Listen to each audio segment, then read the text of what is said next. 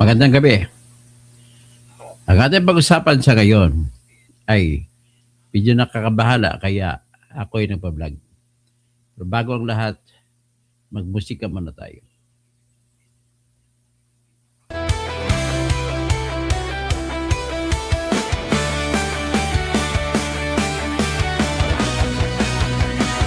Sa Pilipinas, kilala ang tindi. Hindi kayang bayaran ni numan ang kanyang prinsipyo. Kapag may inaapi, siya ang nariyan. Kapag may bayaran, siya ang hadlang. Hindi siya tiklop sa pananakot ng iilan. Hindi siya alila ng sino mang mayaman. Kung ang kapangyarihan nila ay inaabuso, hinahawi niya yan mano-mano. Kapag ang taong bayan ang nasasakal, siya ang unang sumusugot, tumatagal. Hindi perang sukatan ng halaga, kundi kung sino ang lumalaban para sa masa. Totoo kasing tirador, totoo kasing tirador. Kakapin ang naaapi, kalaban ng sakim na mandarambong. Totoo kasing tirador, totoo kasing tirador. Hindi kayang bilhin ang puso niyang matibay.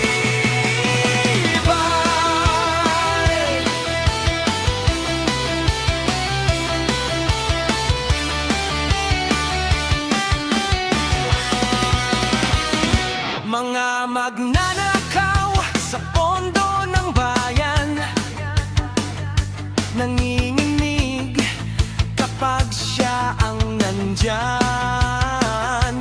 Bawat piso, bawat sentimo, kailangang sagutin sa mata ng tao. Walang ngiti para sa mandarambong walang pwesto, para sa sumisipsip kapag ang hustisya ang pinag-uusapan. Siya ang bantay sa gitna ng laban.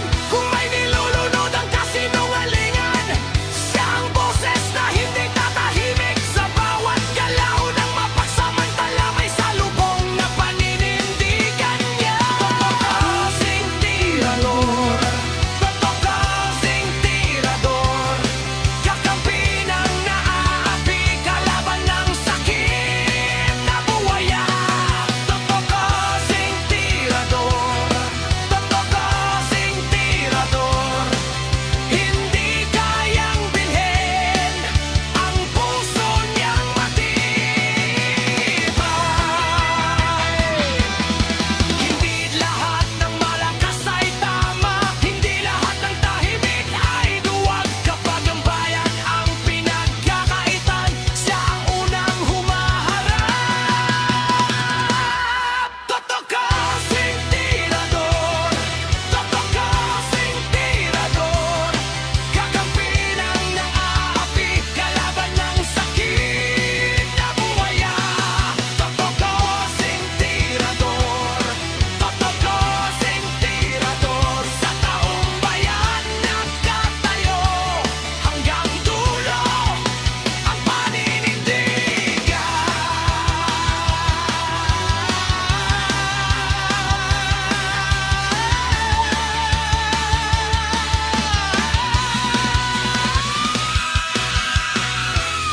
Okay.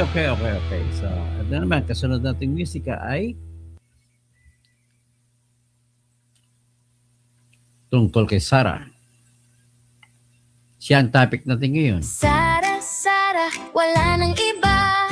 Sara, Sara lang pag-asa. Sara, Sara, siya lang makapakulong. Mga kontraktor ubusin niya. Si BBM Sandro ikulong niya.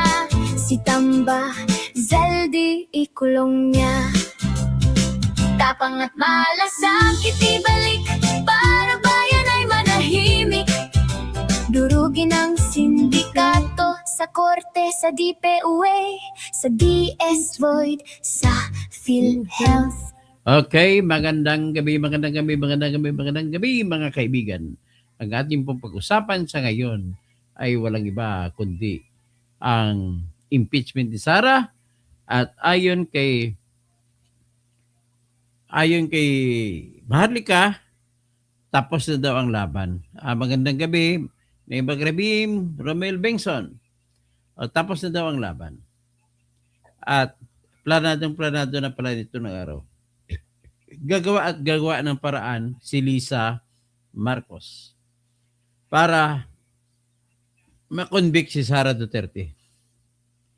Pero ang lumalabas po, ito ngayon, sa unang artikulo pa lang ay kita na natin na tumba na sila. Ang akusasyon nila gusto lang maipakita sa mga senador at mga kababayan natin na masamang tao si Sara at makasalanan yung tinatawag na grave threat. So, kung grave threat yun, hindi naman krimen yun na mataas. Mababa, in fact, correctional lang ang kulong. So, ang grave threat, depende sa, halimbawa, murder. Ang ayon sa batas, bababa ng 2 hakbang. Kung ang parusa sa murder ay reclusion perpetua, bababa ka ng 2, unang hakbang, bababa ay reclusion temporal, maximum of 20 years. Pangalawang hakbang pababa ay presyon mayor, maximum of 12 years. So kung ganon, hindi yan high crime. Ang high crime na tinatawag, kailangan ay nasa reclusion perpetua ang parusa. Betrayal of public trust sa reclusion perpetua. Betrayal, dapat yan, pagtatraidor yan eh. So yan po ang nature ng enumeration ng grounds ng impeachment. Ulitin natin, ang grounds ng impeachment ay number 1, culpable violation of the Constitution. Kailangan ay matinding paglabag sa Constitution. Ang paglabag ay sa nature na kung saan ay bayan natin ang nakasalalay. Pag nilabag mo yan. Halimbawa, binenta mo sa China ang bansa. Treason yan. So, pwede mong sabihin, culpable violation of the Constitution, the sovereignty. So, ngayon, pag hindi mo ipatupad ang utos ng Constitution na national security ng state natin ang nakataya, yan ang culpable violation of the Constitution na pwede magiging uri na pwede mong tanggalin ang isang impeachable na official kagaya ng presidente, vice-presidente, lahat ng mga commissioner at chairman ng mga komisyon, ang ombudsman, at ang justices at chief justice ng Supreme Court. Yun lamang po sila ang pwede tinatanggal sa rason ng impeachment. At kung impeachment, nasasabihin sa inyo, hindi po sila pwedeng kasuhan ng criminal case.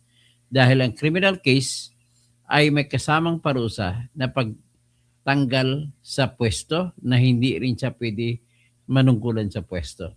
Because ang pagtatanggal sa pwesto ay tanging impeachment lamang ang pamamaraan. So habang nasa opisina ang presidente o vice-presidente o ang Supreme Court Justice, Chief Justice, saka yung commissioners at saka chairman ng mga commission, hindi po sila pwedeng kasuhan ng criminal case. Kapag ang criminal case ay hindi lamang kulong ang parusa, kundi pagtatanggal din sa pwesto. At pagbabawal na magkaroon pa rin ulit ng pwesto.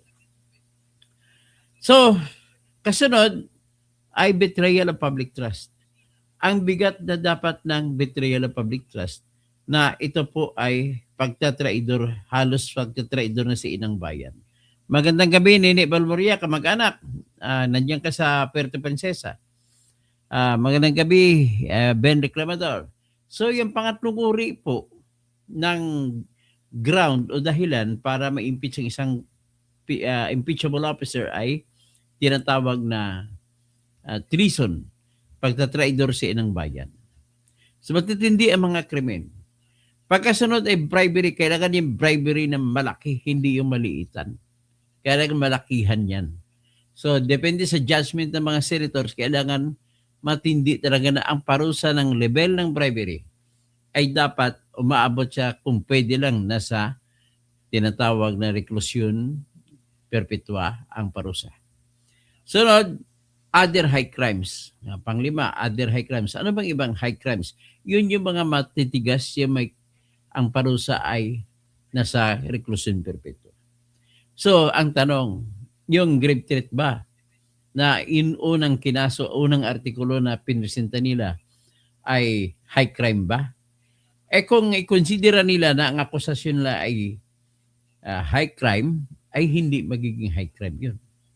Kasi napatunayan na natin na ang pagkasabi ni Sara Duterte ay mamamatay lamang si Marcos at saka si Lisa at saka si Tambaloslos kung siya ay patay na. Ngayon, kung patay na siya at mamatay, hindi mo na ikukulong, hindi mo pwedeng ikulong ang patay na. So, yan ba ang kind na grave threat na tinitingnan ng batas natin? Pag binabasa mo po ang Revised Penal Code, kailangan ang condition may pangatlong uri ng grave threat na may kondisyon. Kagaya niya blackmailing. Give me your money or parang hold up. Ganun po yun ang klase ng death threat na pinaparusahan. Threat lang yung tawag ko kasi wala naman sa libro ito. Yung sinasabi, kapag pinatay mo ako, may papatay sa iyo. Pwedeng sinasabi sa sample ni Attorney Respicio, mumurahin ko nanay ko. Sige nanay, pag sinampal mo ako, mayroon akong iutosan na tao na magsampal din sa iyo. Grave threat din ba yun? Kaya, kung susundin natin ang argumento ni Matibag at argumento ng mga taga-prosecution, kagaya ni Ligutan, nakala mong magaling, piling magaling na abogado, naka-blast on naman pala. Blast on, ibig sabihin, ano ka ba bakla? Nagpakilala siya ng Cebuano siya. Napakasinungaling, hindi po siya Cebuano, si Ligutan. Siya po ay waray-waray. Yun po siya taga-Palo, taga-Tacloban o Palo, Leyte.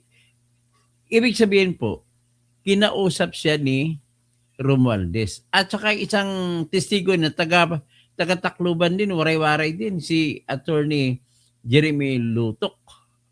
So, ito po ay tinatag na sindikato ng mga waray-waray laban kay Sara Duterte. Yung unang palabas nila ng mga grupo ni Ligutan, siya po ay Cebuano. Hindi po siya Cebuano. Doon na siya nag-aral sa Cebu at nag-aral sa UP sa pagka-abogasiya. Pero hindi po siya Cebuano. Magaling din siya siguro magsalita ng Cebuano dahil nga lahat po kami mga Bisaya, ako Ilonggo speaking.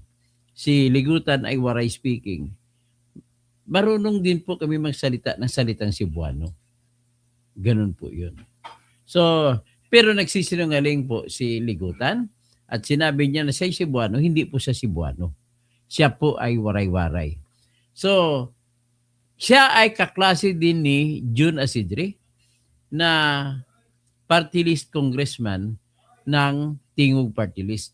At ang Tingog Party List ay kay Romualdez yan, siya ang may-ari. Ang isa sa congressman ng Tingog ay si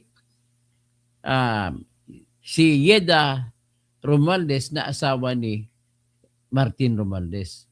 Ang isang congressman din ng Tingog ay ang anak ni Romualdez. So yan po ang katibayan na lahat po ito ay kakutsaba ni Romualdez, sila ni Luistro para ipagpatuloy ang kasong impeachment. Tapos yung kunwari pinapalabas ni Remulla na kakasuhan na si Romualdez, palabas lang yan. Hindi totoo yan. Nag-press conference sa kanwari kanina, kukunti na lang daw. Malapit na makakasuhan si Romualdez kasama si Garjula, kasama si Uswag Ilonggo Party List na si Jojo Ang, kasama rin daw sino pa ba si Chis Escudero, Kasama ba? Si Joel, kasama ba? Mukhang hindi naman ata. So anyway, ang nangyari sa ngayon, may warning na si Maharlika at may nakuha siya na reliable source na tapos na pala ang istorya na impeachment.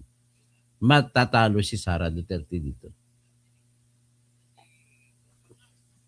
Kaya, hinihiling ko sa lahat ng mga subscribers ko, pro Sara man kayo o hindi pro Sara, siguro, nais nating lahat na matatapos ang impeachment na trial na matiwasay at magdesisyon ang mga senador kung ano ang kanilang desisyon at respetuhin natin.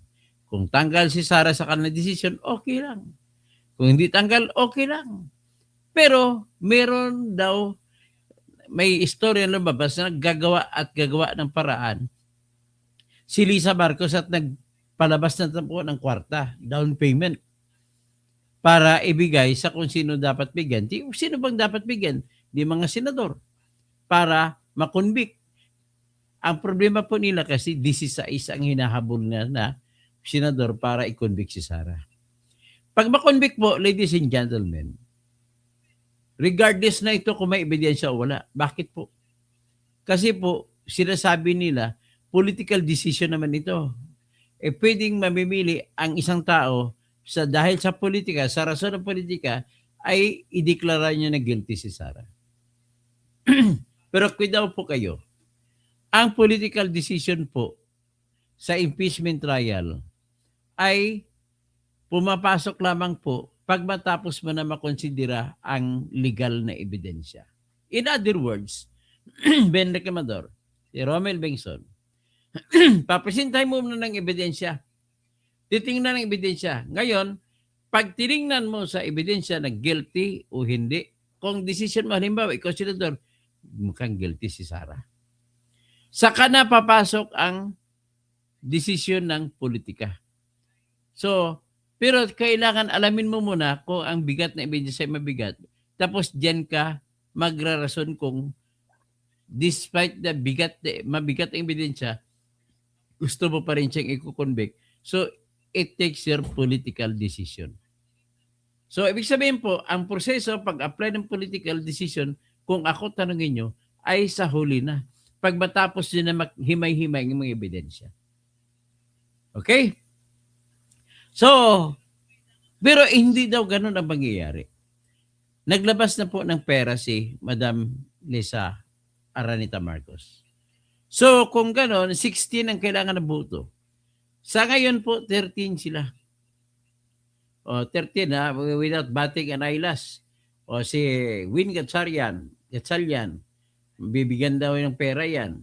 Si Chis Escudero. Tapos si Joel Villanueva. Pagkatapos si Kiko Pangilinan. Si Bam Aquino. Nawala ng pagka-Aquino niya. Ano na siya? Tirador na siya ng pera. Tapos si Risa Hontiveros, 6. Pagkatapos niyan, papasok si Zubiri, 7. Papasok si GBR, 8. Papasok sino pa? Si Lito Lapid, 9. Papasok si sino pa? 9 lang.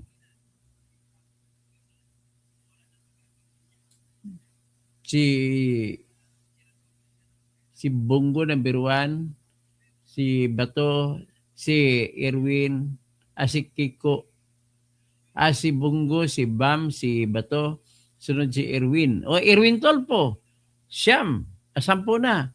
Tapos si Rapi Tolpo, 11. Sino pa yung dalawa?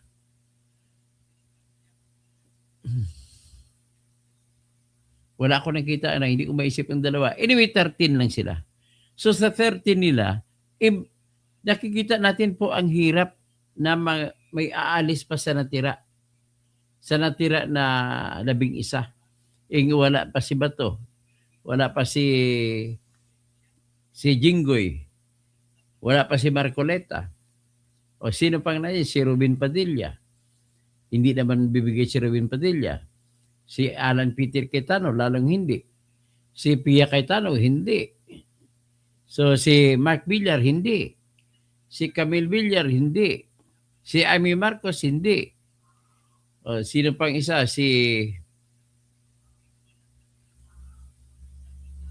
Mayroon pa silang isang kasama, si Bungo. Okay. So, si Bungo, ibig sabihin, 10 pa lang at pang-11 si Bato. Kailangan kunan nila ng 2 at 3. Kailangan na kumuha ng 3 mula sa grupo ni Alan Peter Cayetano para magiging 16 sila at matalo si Sara. Sino kaya? Kasi ang sabi po ng intelligence report, naglabas na po ng pera si Lisa Marcos at binigyan na daw ng pera at may 16 boss na sila. Yan, alamin natin. Pero ang aking hiling lang ay dapat sana magdasal tayo, magiging patas lang ang labanan at sana bubuto sa base sa ebidensya ang mga senador.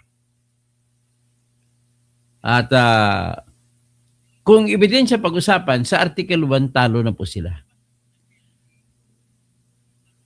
Talo na sila in the sense na hindi na patunayan na may grave threat. Ang threat kasi ay kailangan tinatawag na blackmail style, hindi yung patayin kita kung pinatay mo ako. Dito natin makikita na ang klase ng death warning, tawagin ko lang warning, na ginawa ni Sara ay siyang tinatawag ko na self-defense. Kaya hindi mo siya pwedeng gamitin bilang death threat. Okay, o grave threat. So, bakit self-defense? Tinatawag po sa Article 10 justifying, Article 12 justifying circumstances na kapag nakapatay ka, pero kung self-defense, hindi ka pwede ikukulong. So, ibig sabihin ba natin na grave threat ito, pero yan po ay self-defense, kaya hindi ka rin makukulong at hindi mo makonsidera na grave threat. So, sa larangan ng self-defense, kailangan walang provokasyon na nanggaling sa biktima, sa taong nag-self-defense. Pangalawa ay may provocation mula sa kalaban o may atake. Pangatlo, kailangan ay sapat lamang ang aksyon na ginawa ng nagdedepensa para hindi naman masasabi na hindi siya patas. Halimbawa, kung patayin siya, pwede siyang pumatay. Kung sampalin siya, dapat pagsampal din lang ang ganti. Kung grave threat, ang bira sa kanya, di magbalik din siya, threat din.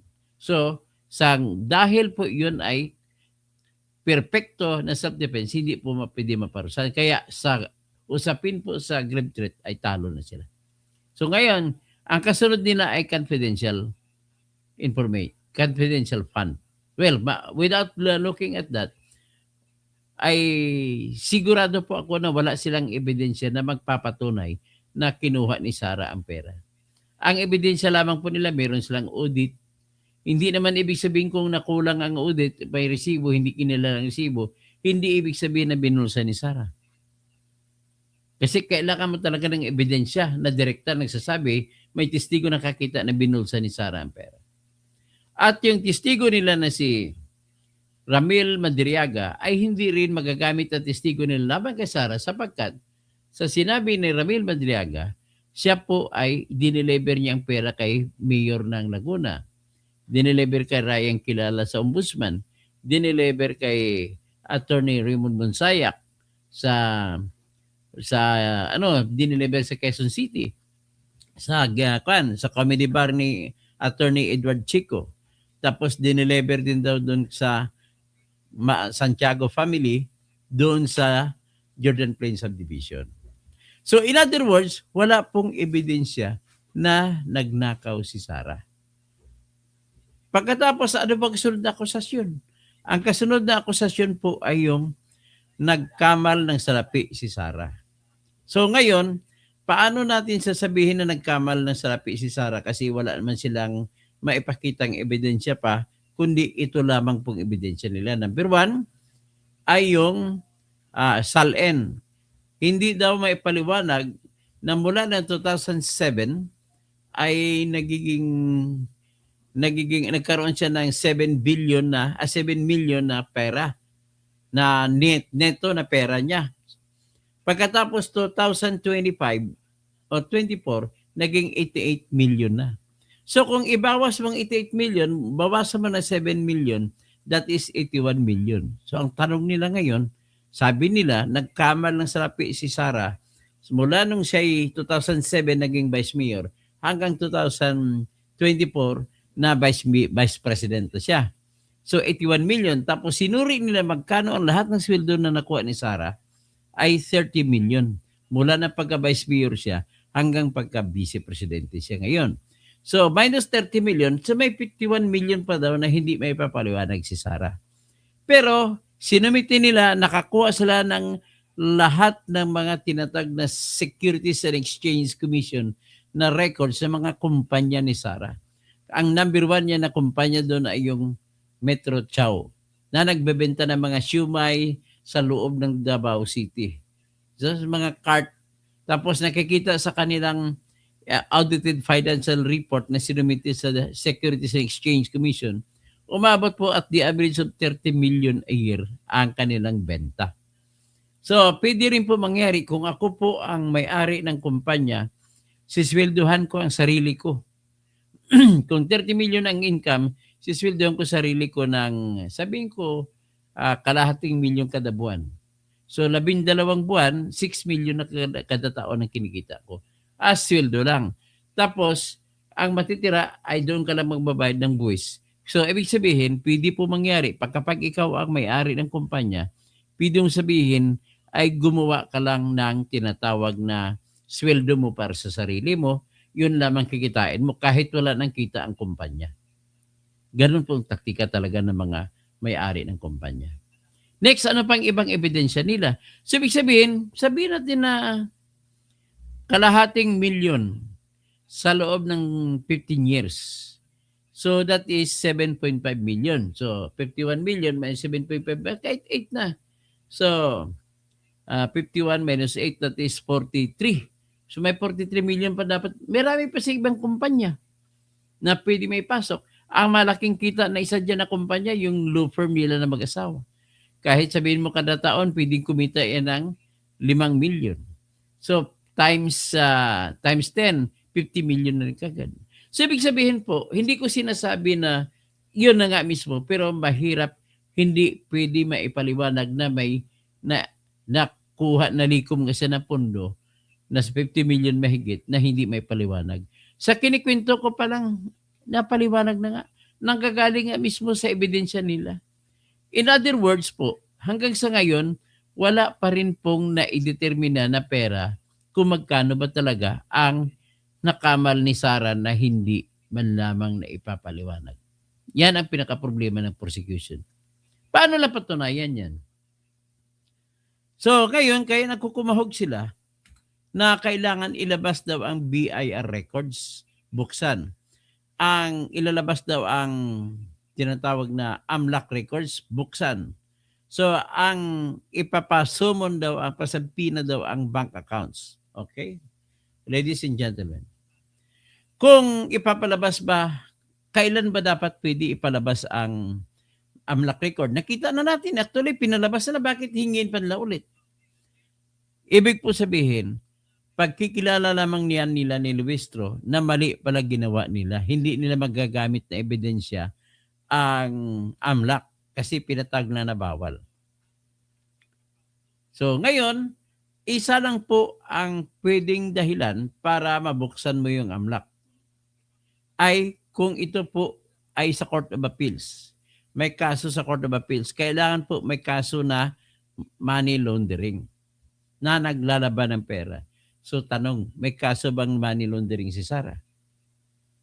At kung sa impeachment, hindi nakasabi ng impeachment ay pwede dahil sa impeachment. So, wala silang kaso na money laundering laban kay Sara, so hindi pwede mabuksan. Next is, pag tinignan naman natin ay BIR box. Pwede bang buksan ang BIR box? So, nakalagay po sa BIR box ay Section 20 ng National Internal Revenue Code nag-utos na in relation to Section 270, pwede pong ibigay ng BIR commissioner ang records ng isang nagbabayad ng buwis kung ang pakay ng Kongreso, sa Kongreso lang pwede, ay mimiting sila sekreto lang, mga congressmen o mga senador. At ang pakay na pagmimiting nila, titignan nila yung records ay para lang gagawa ng batas. Bakit ganun ang proteksyon na binibigay ng batas sa mga BIR records? Gito po ang dahilan. Ang gusto po ng batas natin, ang gusto ng mga congressmen at senador na gumawa ng batas na yan, ay maraming tao ang mahikayat na magbabayad ng buwis. So, dagdag paghikayat sa kanila na magbayad sila ng tamang buwis ay isigurado nila na hindi bubuksan ang kanilang mga sikreto sa negosyo. Kaya yan po ang dahilan kung bakit hindi pwede buksan ang records sa Bureau of Internal Revenue ng mga nagbabayad sa buwis. Tingnan naman natin ang AMLAC. Bakit hindi rin pwede bubuksan? Ang AMLAC po covered yung dollar, covered yung peso. At garantiya po yun na binibigay ng mga congressmen at senador na gumawa ng batas sa mga taong maraming pera na pwede kayong magdeposito sa bangko namin sa Pilipinas. Mayroon kayong maasahan na hindi namin busisiin ang inyong pera. So para maraming mga taga-abroad na magdeposito sa Pilipinas, yan po ang dahilan na ang AMLAC ay tanging Court of Appeals lamang ang pwede tumingin yan. At yung taga-AMLAC mismo ang pwede tumingin yan. Hindi po pwede ibuyag-yag yan. So, with that, marami ang kagaya ng Pugo noon. Hindi sila natakot kasi may protection. Di ba sa panahon ni Duterte, aminin natin hindi. Talagang maraming Pugo ang pumasok at iyon po yung nagsalba sa ating ekonomiya. Wala tayong kita nung kasi COVID, pero mayroong Pugo. Sabihin man nyo masama ang Pugo, hindi siya naging masama in the sense na nakapagbigay ng pera. At in the sense na ang buong Island Cove na pag-aari ng mga Rimulya ay binenta nila ng 34 billion doon sa mga Pugo. Ano pa?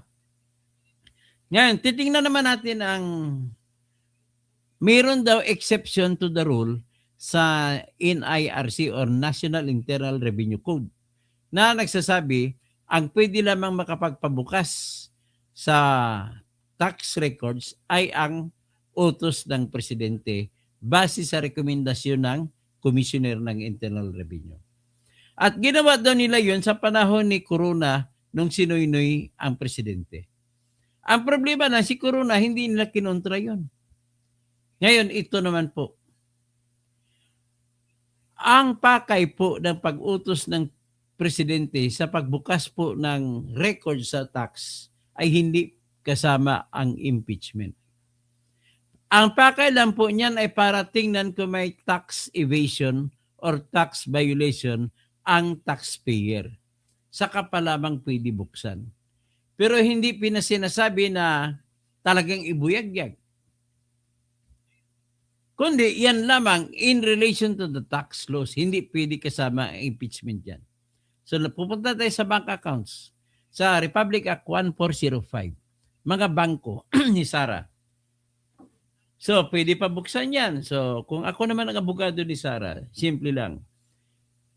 Hindi mo pwede buksan yan sapagkat bago mo po buksan yan, kailangan mo muna i-justify na meron ngang krimen na nangyayari na kailangan natin at wala ng ibang paraan malalaman natin kundi mabuksan lamang ang bangko para malaman natin kung anong isyo. Okay? Kung ang isyo na ilalambas ninyo ay patungkol sa mga hindi mapapaliwanag na kayamanan, ang prosecution po sa kanila nakaatang na balikat ang magpatunay na may ginawa ng krimen si Sara para mabuksan. So kung impeachment ang gagamitin natin, pwede nating sasabihin, gamitin yung akusasyon na unexplained wealth. So tanong, meron nga bang unexplained wealth? Ang sagot po dyan, makikita natin sa tinatawag na batas ng probable cause. May probability ba na may mayroong tinatawag na na unexplained wealth. Kasi unfair naman kung wala kang ebidensya tapos buksan.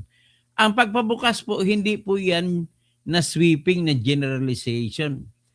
At kung ganun po gagawin natin, parang ihambing natin yan sa sitwasyon na may baril sa loob ng bahay ng isang taong yan. Tanong, alam natin may baril. Pero ang alam natin ay isip lang natin. Pwede ba tayo humingi ng search warrant sa korte? Sabihin natin, basta sa loob ng bahay? Ang sagot yan, hindi po pwede kasi general warrant na ang tawag doon. Shotgun warrant na ang tawag doon. Hindi na po pwede yung gano'n. Kailangan, in fairness naman sa mga tao, mayroon din privacy ang tao bago sila pasukin. Dapat may justification din na may katuwang na katotohanan din ang papasok ng mga pulis. So, sabihin kaya magbibigay ang judge ng utos sa warrant, sabihin niya dito lang nakalagay sa mga aparador sa kusina. Ganon ka-specific. Hindi mo pwede mag-utos ang korte na sa halugugin ang loob ng buong bahay. Hindi pwede. Kailangan specific. Bakit specific? Kasi po, ang search warrant ay pinapalabas lamang yan kung mayroong testigo. At ang testigo ay dapat personal niyang nakita kung saan. At kung testigo ay nakita niya personal kung saan, alam niya kung saang lugar. Kaya specific din ang kinukuha na impormasyon ng korte para bago siya magpalabas ng search warrant. At kung nag-utos ang korte sa kusina lang, yung kusina lang ang pwedeng halugugin. Hindi siya pwede maghalugog sa kwarto. Hindi pwede maghalugog sa CR. Ganun po yun. In the same manner, ganun din po ang pagpasabpina sa bangko. Tingnan mo, imagine natin ang bank accounts. Dami-dami niyan. Unang tanong, saang mga bank accounts sa dami ng bank accounts ni Sarah? Hindi nila alam kung saan. So, ibig sabihin, kung hindi nila alam, wala po silang personal na alam. That's for sure. Wala silang personal na alam kung alin sa mga bangko ni Sarah ang pera na unexplained na kabaon. Di ba? Ganun ako kasimple. So kung hindi nyo malalaman, you even failed to give the bank accounts. Kasi the only way na ma-specify ninyo, ibigay nyo yung bank accounts. Next, kailangan pa may limitasyon. Ang kasalanan ay nagawa lamang ni Sarah nung panahon na siya ay vice presidente. Dapat yung records ng bangko, mula nung naging vice presidente siya, yun lamang ang ipapakita. Kung meron man, kung may probable cause. Ang problema hanggang ngayon, hindi pa nila makompute kung magkano ang hindi may papaliwanag na pera. At kung hindi mo alam, ibig sabihin, wala pong unexplained wealth. Ganun lang kasimple. So kung ako ang senator judge, dyan pa lang, ibasura ko na yan. Hindi naman pwede po pataka-taka lang. Hindi po pwede na pasukin mo buong bahay, halugugin mo kung saan sa bahay. Hindi po pwede. Nakadesisyon na po yan sa Stonehill versus Jokno na case. Natalo diyan si tatay ni Chil Jokno.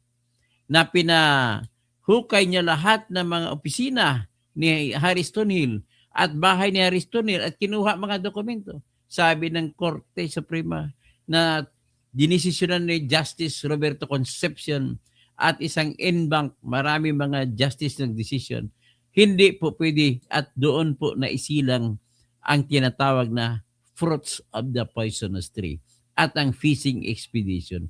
Hindi pwede ang fishing. Kalawak ng dagat, hindi mo alam kung saan ang isda. Ganun po yung sitwasyon. Kailangan alam mo kung saan ang isda bago ka papayagan pumunta ron at huhulid mo isda. In the same manner, sa bahay, alam mo kung saan, sa kusina ba, o sa kwarto, kaninong kwarto, para bago ka bibigyan ng search warrant.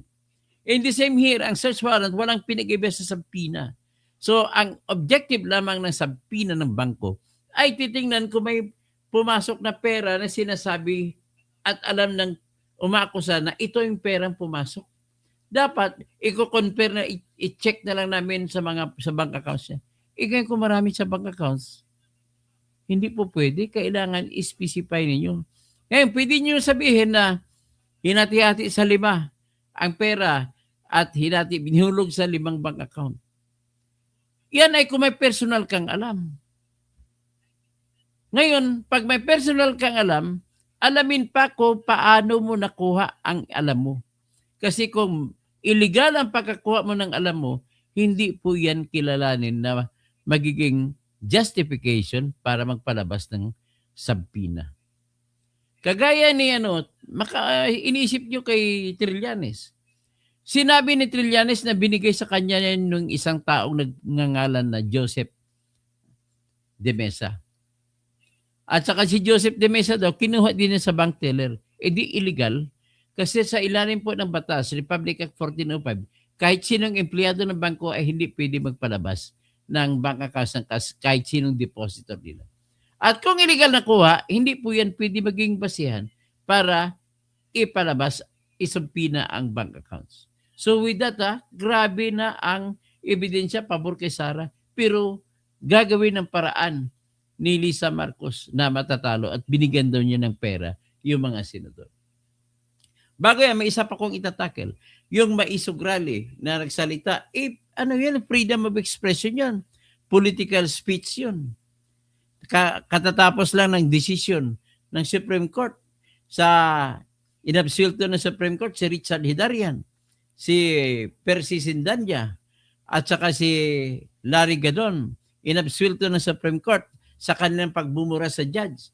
Kasi dahil sabi nila, political libel lang yan, hindi pwede dapat yan pag-usapan, hindi dapat magiging contempt.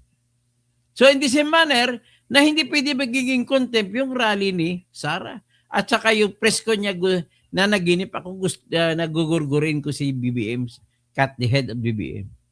At saka nagsalita siya na pag ako magalit, kuhukayin ko ang tatay niyo sa libingan ng bayani at saka itapon ng bangkay niya sa West Philippine Sea. Puro mga political speeches ang tawag doon. So, hindi rin pwede maparusahan. So, ano pang ibang binabanggit? Yung wala na iba. Yun lamang. So, kasi punta tayo ngayon dito. Pero sinasabi ng ni Maharlika ng kanyang source ay grabe daw. Nakahanda na. Nabili na ba daw ang mga 16 na senador na buboto? Nabili na ni Lisa Araneta Marcos. Yan ang sinasabi. At tingnan natin ang pakinggan natin yung sinabi ni Maharlika.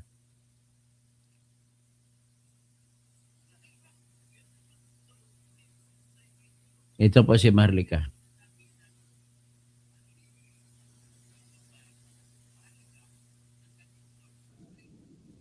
Hello. Hi mga palangga, nagbabalik tayo. So, mainit na mainit. Ito actually ay breaking news at hindi nyo pa naririnig sa kahit kanino. Kaya naman, tutok na. Alright? Impeachment, nalinis na ni Liza Tanas. 2 months ago pa. ICC, madudurog na. Madudurog na ba ng Amerika ang ICC? PRRD, kailan ang uwi? Okay, mga kababayan. Unahin na muna natin ang ating breaking news. Nakatanggap tayo ng mensahe. Although, alam nyo na talaga ang ginagawa ng Bangag Administration, alam na natin itong impeachment na ito ay luto na, matagal na. At talagang gagawin nila ito laban kay Inday Sara. So mga kababayan, ito ay galing sa ating puting ahas. Okay? Na narinig mismo at ipinagmamalaki ng mga kaibigan ni Liza Tanas, ng mga amiga niya na hindi naman na behind the scene, wala namang pwesto sa gobyerno, pero gumagamit ng perks ng gobyerno. So 4 days na. Okay? 4 days ago, mga kababayan, hindi lang isang pagkakataon, 2 pagkakataon sa mga pagtitipon, nagkaroon ng pag-uusap.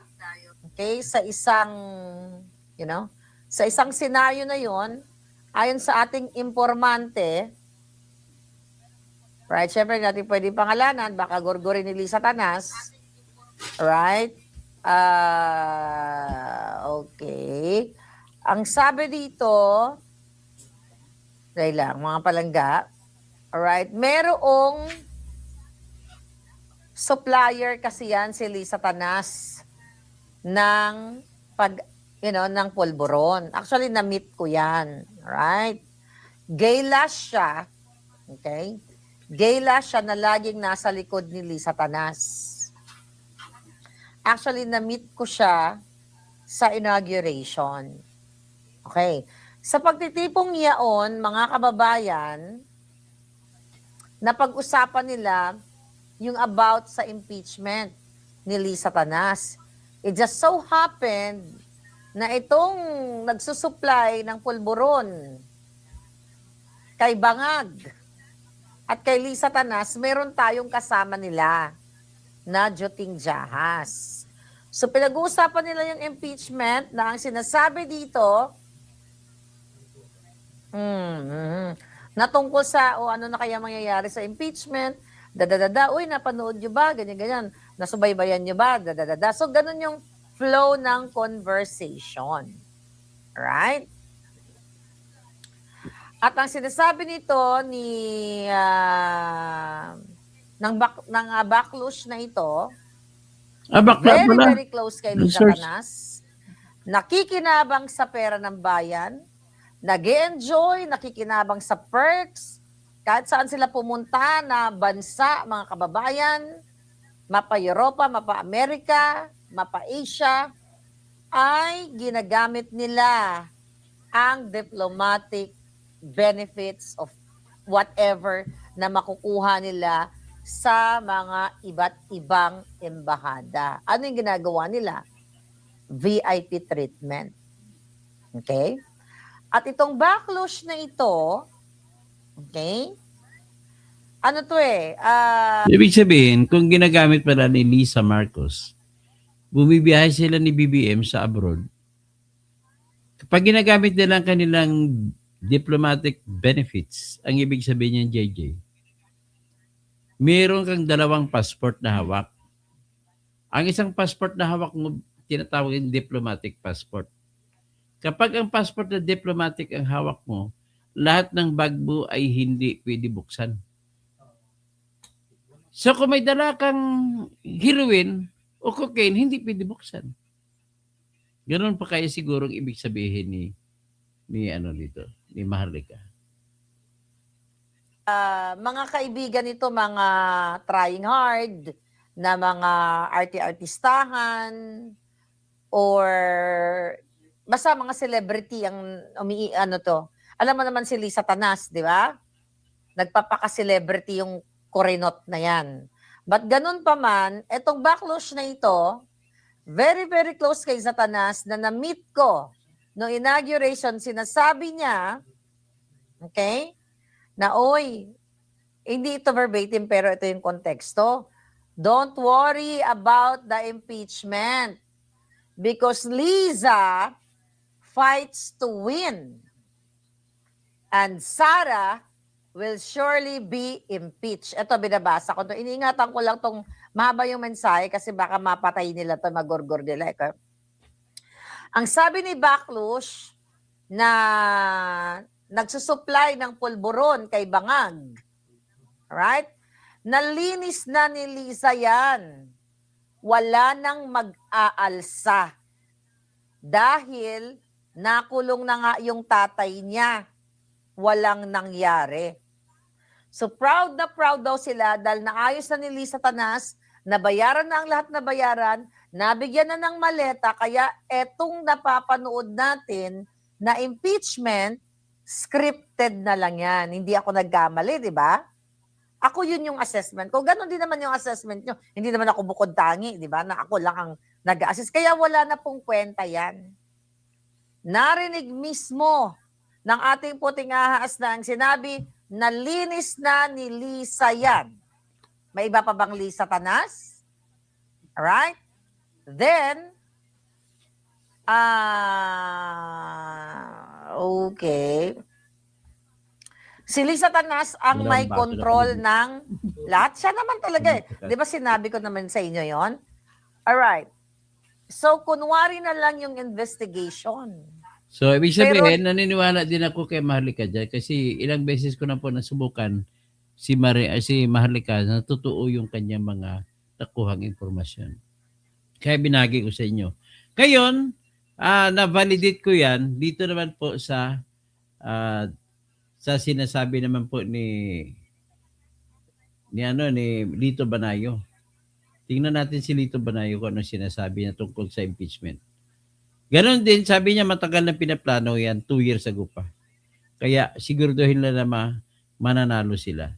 At ang sa likod nito ay si Romualdez. Kaya muro-muro o kunwari lamang yan na kakasuhan si Romualdez pero hindi. Yan po, ito po tayo. Administrasyon Mhm. na pinamumunuan ni Pangulong BBM. Mula pa siguro noong 2023 ay pinlano na ng administrasyon Mhm. na pinamumunuan ni Pangulong BBM kasama ang Joey dating Hernandez speaker from na Chicago. House of Representatives na si Congressman Martin Romualdez. No? Mhm.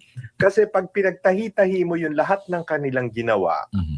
makikita mo na talagang sa pulmula Mhm. ito ay pinlano. Whether sila ang nagplano o baka merong pang foreigner na kung sabi nga nung gagamitin ko na yung word na Rasputin kasi uso ngayon yung Romanov, di ba? Yes, yes, Yung, yes. yung Romanov, ang utak ng Romanov yung si Rasputin. Mhm. So hindi ko alam kung sino ang Rasputin sa palasyo na siyang nagdidirihe ng lahat ng ito. Okay. No? Okay.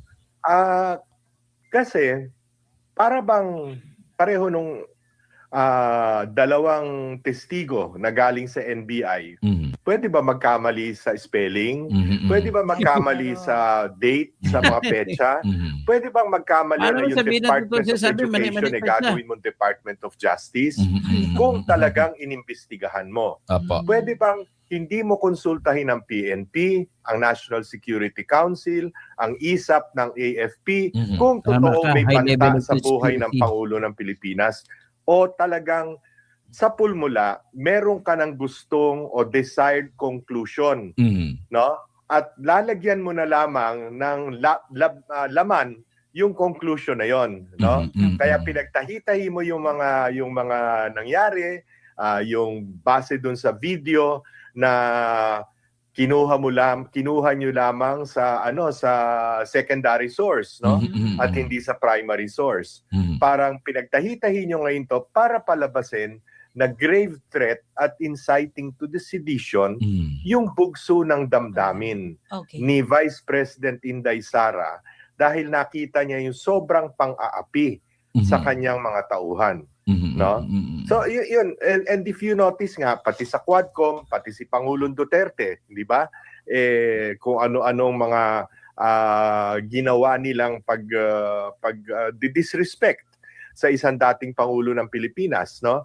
At naglabas sila ng kung sino-sinong testigo na sa totoo lang wala namang sinabing talagang makapagko-conclude ng mga kasalanan na kanilang ipinipinta dito sa mag-ama, no? All the way, talagang planadong-planado ito, Mhm. no? Dahil takot na takot sila at siguro pati ibang bansa, no? Takot na manumbalik ang isang Duterte sa Malacanang. Okay. So, pakinggan natin ang isa pang source. Ito yung nagpa-interview naman si Lisa kay Anthony Taberna. Pakinggan nyo. Dito yung sinabit ang Romania.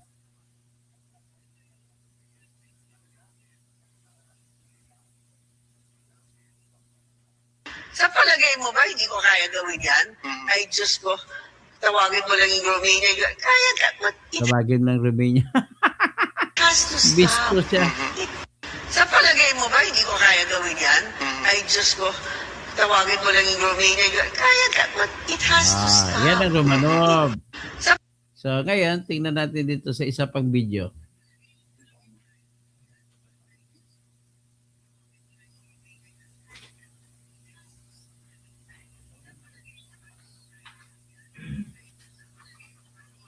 Ayan.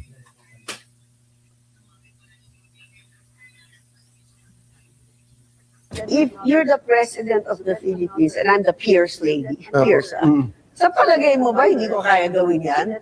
Ay, Diyos ko, tawagin mo lang yung Romania. Kaya ka, but it has to stop. This cannot be. Hindi ganon yung Pinoy. Let them do their thing. Sa palagay mo ba hindi namin kaya gawin yan? You're the president of the country. If you're the president, So yan nakita na ninyo ang that is despite the fact though.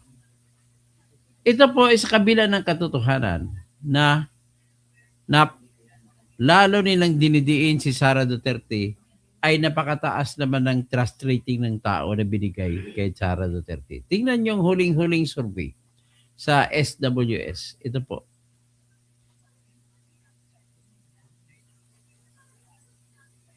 Yan. Net satisfaction rating. Sara Duterte dati 28 naging 31 plus 31. Good. Ang kanyang satisfaction rating ay 58%. Ang ayaw sa kanya ay 26 lang. So 28 minus 26 mataas. So that is equivalent to 32%. So si Erwin Gatchalian 18% ang layo. Si Alexander Quezmodo na Chief Justice ay malayo rin 10% lang. Si Faustino Bujidi na Speaker ay 8% lang. Tapos si Bongbong Marcos, itong pinakamatindi, negative 7. Ang 38 lang nagkagusto sa kanya, tapos ang ayaw sa kanya 45. Yan po ang katotohanan. So ibig sabihin, pwede nating sabihin tao ang kalaban ni Lisa Marcos. Sa gusto niya tanggalin si Risikan, si Sara ay tao ang kanyang kalaban. Tingnan natin isang resulta. Ganon din ito.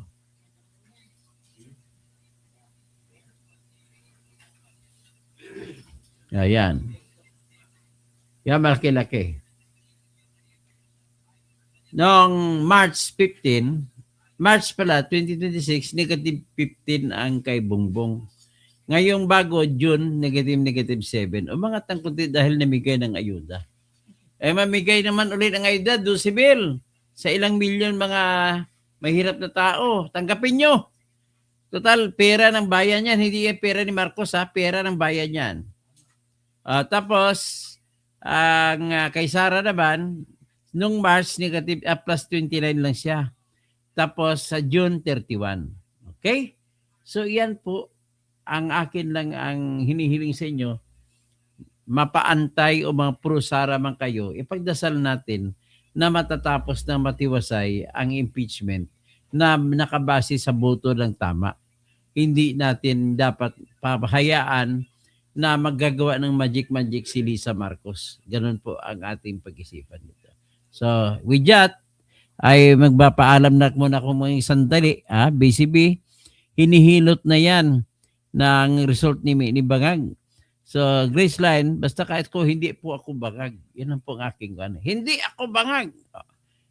Graceline, nobody can stop Sara presidency. Bergie Piquero, Lisa Tanas talaga. So, Nina Niraduran, muntik na kadulas dila ni First Lisa Romania Romanov yun. Rodrigo Ampatuan Duterte Jr. Naunsa nakabay, unsa mang ngano kan, hindi man ikaw si Rodrigo, hindi man ikaw si Ampatuan, hindi man ka Duterte. Gumawa pa ng pangalan sa Facebook. Nako, marireport ka dyan sa Meta. BCB is high level of conspiracy. BCB kung sino man ang inendorso. Ang problema nila, Jay, halimbawa, matatanggal si Sara. Ang problema, pagdating in election, kung sino suporta ni Sara, yun naman nanalo. Tanggalin nyo man, kung sino suporta niya, yan naman nanalo. Okay. Si Ben Recmador. So, ihangin dyan naman tayo. Magandang gabi po sa inyong lahat.